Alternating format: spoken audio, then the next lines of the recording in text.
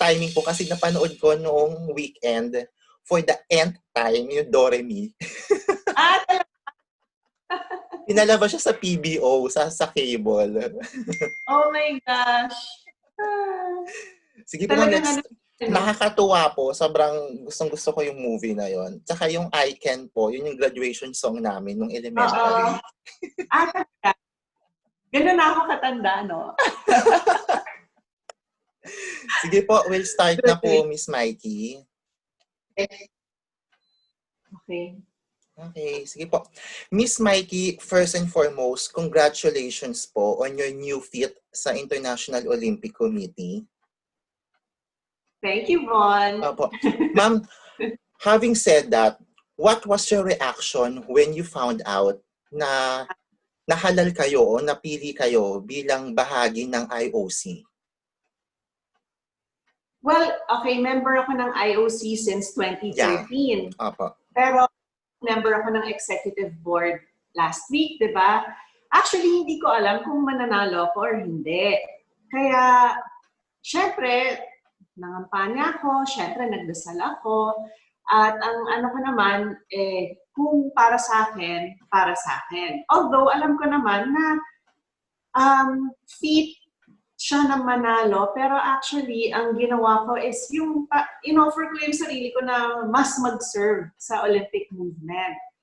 So, nung narinig ko yung pangalan ko na nanalo ko, kung may chance akong manalo, siguro dun sa second seat, kasi 2 seats siya, diba? Yung narinig ko yung pangalan ko nung first seat, nagulat ako.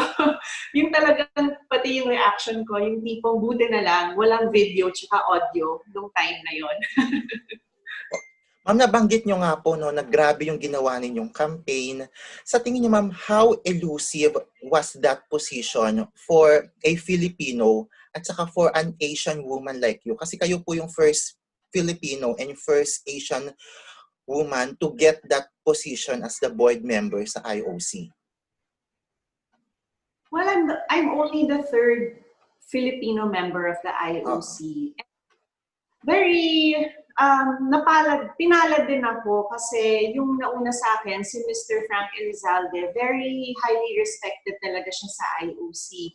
Naging parte siya ng pinaka-sensitive commissions of the IOC. So, nung nag-retire siya, sa tingin ko, nakatulong din sa akin yung laki ng respeto nila sa kanya. Na tanggapin din ako ng IOC, na ihalal din nila ako na maging member ng IOC. So, in that sense, it's an honor for me, pero may nauna sa akin. And as far as being the first Asian woman,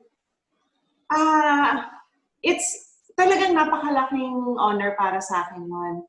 Although, hindi ko na-realize until nung kandidato na ako, na kung sakaling manalo ko, I would be the first Asian woman. So, it's very exciting for me. But as far as also the campaign goes, maraming tumulong sa akin. Maraming tumulong sa akin. Kung hindi ako tinulungan ng mga taong yon, sigurado ako na hindi ako mananalo. Kasi mga respetado din sila doon. Ako naman, kahit matagal na akong member, parang pinakikilala ko pa lang yung sarili ko doon sa ibang level na yun. So malaki talaga yung pasasalamat ko dahil sa pagtiwala nila sa akin, dahil sa effort na ginawa rin nila para sa akin. Kasi gaya ng lahat ng ginawa ko sa buhay ko, hindi ko kaya gawin mag-isa. Talagang teamwork. So, yun, malaki yung pasasalamat. Ma'am, nabanggit nyo yung yung campaign. Briefly discuss gaano ba yung kahirap yung campaign and anong nangyayari when it comes to campaigning yourself for that specific position? Alam mo, Von, napakarami ko ng kinampanyang kandidato, pero ngayon ko pa lang talaga kinampanya yung sarili ko. Napakahirap pala. But sabi nila, ibang-iba yung naging campaign na to dahil hindi kami nagkaroon ng chance na magkita-kita face-to-face. The last time na nag-face-to-face kaming mga IOC members was January pa. Wala pa tayong kaalam-alam nun na pandemic. Yung iniisip natin ng time na yun, yung taal.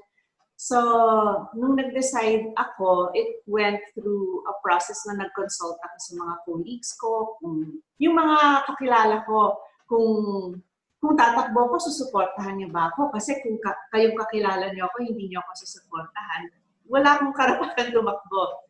So may process na ganon, tapos reaching out to my colleagues and yung maging available ko na ako yung humihingi ng suporta nila na kung kailangan nilang makipag-usap or mag-usap kami para mas makilala nila ako, then, ginawa ko yon. So it was really a matter of reaching out and offering myself na I want to serve at a deeper level. I know na actually, of course, honor manalo, pero ang expectation ngayon sa akin is gagawin ko ng mabuti yung trabaho. Speaking of trabaho, Mikee, ano ba yung mga responsibility ng isang board member ng IOC? So, ang gagawin ko na lang para mas maging simple, i-compare ko siya sa board member ng isang corporation. So, kung ano yung ginagawa ng board ng corporation, ganun din yung trabaho ko sa IOC. So, kung ano yung mga responsibilities ng IOC, of course, the first na dadaanan nun is the executive board. Tapos yung mga decision ng executive board, kailangan i-ratify ng IOC session. Mikee, sa tingin mo, ano yung impact nito sa Philippine sports in general with you being elected dito nga sa IOC board? Well, of course, first and foremost, palagi kong sinasabi, dahil palagi rin naman pinapaalala sa akin ng mga seniors ko sa IOC, pati si President Bac, sinasabi, you are the IOC representative to the Philippines. Hindi ikaw representative ng Philippines to the IOC. So actually, pag naging member ka ng executive board, mas nagiging strict pa yung rules of confidentiality, rules of ethic, yung mga ganon, no? But at the same time, sa tingin ko naman kasi as an IOC member, marami na rin naman akong natutunan na, marami na rin akong nakilala na pwedeng i-link sa Pilipinas. I think the most important is yung best practices to be able to share it. But of course, pagdating dito, kailangan ma-implement din siya. Kailangan ng tamang pagsusuri ng kung sino man ang gagawa ng desisyon para ma-decide kung ano ba yung dapat implement, ano yung pwedeng implement. And I think the contacts, the friendships, the relationships that I have made or can still make, especially nga in this position in the executive board, can give a lot of insight sa ating mga Pilipino kung ano yung pwede natin gawin para mas maging successful tayo sa sports. So, sa tingin ko, yun na yung pinakaunang masasabi ko na pwede. Kasi maraming mga nagtatanong sa akin, so anong magiging first program mo? Anong magiging first project mo? Pero actually, hindi naman ganun eh. Hindi ganun yung nature of the job. Not as an IOC member also, but of course also not as an IOC executive board member. So, yun. So para sa akin, sana ma-take advantage na lang ng Pilipinas kung ano yung naiuuwi ko na mga pamamaraan na ginagawa ng mga talagang naging successful na bansa. Kung kaya ba natin i-adapt yun sa sitwasyon ng With that, no, Miss Mikee, when the news broke out na you were elected, ang daming mga atletang Pinoy na na-inspire from your position, from you being elected. Sa tingin nyo ba, bukod sa parangal at bukod sa inspirasyon, do you feel any pressure of, bringing them that honor and to elevate the status of Philippine sports sa mundo, sa universe, sa sports universe? Well, unang-una, kahit na IOC representative ako to the Philippines, hindi mo naman matatanggal sa akin na Pilipino ako. Hindi mo matatanggal na nasa puso ko yun. Hindi mo matatanggal na I'm a Filipino and I'm proud of it. So, pagka lumalabas ako ng bansa natin, alam naman ng lahat ng mga kasama ko yon. And I think the biggest honor that I can do for our country and our athletes is to do my job well. Bilang isang atleta, syempre, alam ko rin naman yung kailangan talagang magpursige ka. Pero alam ko rin yung talagang pagnanais mo na may magbukas din ng kahit na maliit na space para magkaroon ka rin ng opportunity na lahat ng paghihirap mo, parang mabibigyan ka ng mas malaking reward dahil dun sa ginagawa mo. And you know, I think that's very possible. But at the same time, meron din tayong mga officials, meron din tayong mga in charge sa training ng mga atleta natin, sa pagpaplano para sa kanila. At nire-respeto ko rin yun kasi president din ako ng NSA . So para sa akin, napakadali para sa akin. At talagang ma-appreciate ko kung magkakaroon ng koordinasyon sa training, yung makikita kung ano ba yung mga opportunities na pwede, maybe possible places to train, kung sino ba yung mga respetadong mga coach, kung ano ba yung mga programa na ginagawa ng iba rin, yung mga bagay na yon. And I think, dahil sa alam siguro ng mga atleta, lalong-lalo na yung mga kasama sa Philippine Olympians Association, sa Athletes Commission ng POC, na nagkakaroon ako ng ganong exposure. Hindi sila nahihiya na kumonsulta sa akin. So para sa akin, na-appreciate ko rin yon kasi nakikita ko yung gusto rin nilang malaman galing sa akin. Kung ano ba yung mga possibilities, yung mga bagay na ganon. So I'm able to help. I'm able to help for people who want my help, for people who will accept it. Pero nag-iingat din ako kasi sa 7 years na pagiging IOC member ko, marami na rin akong natutunan. Marami na rin akong mga experience na nakaka-proud, pero marami na rin akong experience na nakaka-humble. So there are a lot of learnings and realizations also along the way. Ito naman, Miss Mikee, let's talk about sports in time of pandemic. Sa tingin niyo po, saan patungo ang sports in general given the situation na we are still in this time of pandemic? Globally or sa Philippines? Locally and globally, ma'am, in general. Well, I think the situation of sports reflects yung economic strength of every country. It reflects the importance that different governments give to sports in their own countries.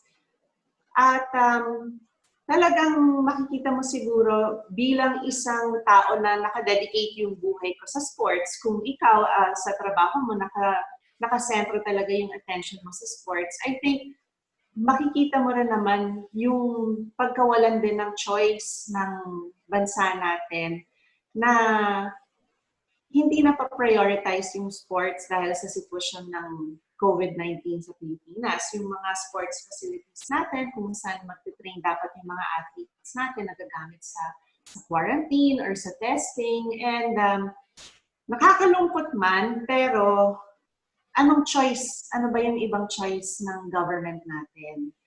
Kaya pag nakikipag-usap din ako sa ibang, sinasabi ko sana nga nagkakaroon ng chance na yung mga sport na kaya nilang gawin, na makapag-resume sana ng training or sana mabigyan ng konsiderasyon yung mga nakapag-qualify na sa Olympics or yung mga pwede pa sanang mag-qualify. Kung magkaroon sana ng proposal yung mga ibang NSA na ipipresenta sa halimbawa sa IATF with or through the Sports Commission na talagang hindi naman ma-full stop yung sports sa atin. Hindi lahat ng mga atleta natin may space sa kanilang mga bahay para yung makapag-exercise sila, for them to stay fit. Iba rin yung nag-exercise ka lang na mag-isa ka, iba rin yung kasama mo yung team mo. So, well, I'm praying na sa pag-rebuild natin, while this pandemic is going on and after, na mabigyan ng appreciation yung sports, hindi lang bilang isang bagay na makakapag-uwi ng medalya yung mga atleta natin, kung hindi bilang part din ng kalusugan ng isang bansa, which eventually, pag healthy ang citizens mo, less ang burden sa healthcare, pag mas healthy, mas productive, yung mga bagay na ganon na hindi siguro masyadong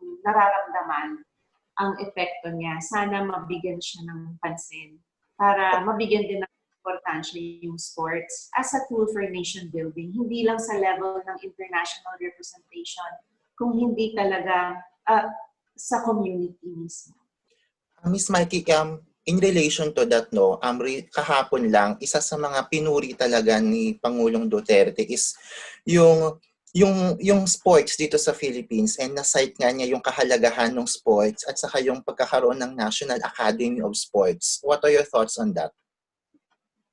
You know, kahit nung athlete ako, naisip ko, sana may chance ako na ma-integrate yung pag-aaral ko sa sports. Kasi nung estudyante ako, hindi naman iba yung sports noon nung estudyante ako tsaka ngayon. Alam ko yung equestrian, hindi naman mapapasok sa ganon. Pero dream ko yung may integrate yung sports sa pag-aaral. Kasi napakahalaga ng makapag-aral ng isang tao. Ang sports, kahit gano'n natin kamahal to, may limit siya talaga pagdating sa age, pagdating sa physical capability, or pag na-injure ka, pwedeng yun na yung maging katapusan ng sporting career mo. Eh kung lahat, dun mo lang sa sports nilagay, hindi ka nakapag-aral, ano mangyayari pag nag-retire ka? Or halimbawa, nagiging successful ka as an athlete, pero hindi mo alam kung paano mo i-manage yung funds mo, ano na lang ang mangyayari sa'yo? Sayang naman. You know, maraming mga atleta na nagkakaroon ng ganung klaseng issue. Even yung psychological and mental issues na sana hindi nangyari sa isang atleta dahil alam niya na nakapag-aral siya. It's not only na may education ka, hindi lang naman yung pinag-aralan mo na nabasa mo sa blackboard or sa libro. It's not only about that. It's also about learning how to learn. It's also about learning how to balance yung pag-aaral mo tsaka yung pagiging atleta mo. And it's knowing that you're more than one thing, na mas well-rounded na individual ka. It's so important. So, yung may ganong pagkakataon ng mga atleta natin, napakalaking bagay. And I'm really praying for the success of that because I think it will have a very big contribution sa success natin sa sports, saka sa buhay ng mga atleta na makaka-experience. Miss Mikey, kung ano lang po yung mga pwede niyong mabanggit o makwento, may mga plano na ba ang Olympics Committee sa gagawin? Matutuloy ba yung sa Tokyo? Anong plano dahil may pandemic ngayon? Siyempre, sa ngayon, nakafocus kami sa pag-organize na tuloy talaga siya. Hindi naman kasi requirement yung vaccine para matuloy yung Tokyo Olympics. Pero at the same time, first and foremost priority is the health and safety, not just of the athletes, of the officials, but everybody who will be involved in the Tokyo Games. So, lahat ng senaryo pinaghahandaan, but right now, hindi namin iniisip yung hindi matutuloy. Kasi hirap mag-organize ng isang bagay, di ba? Malaki yung challenges ng postponement ng Olympics. Whether it's about having the hotels, having the venues, having the different facilities na kailangan.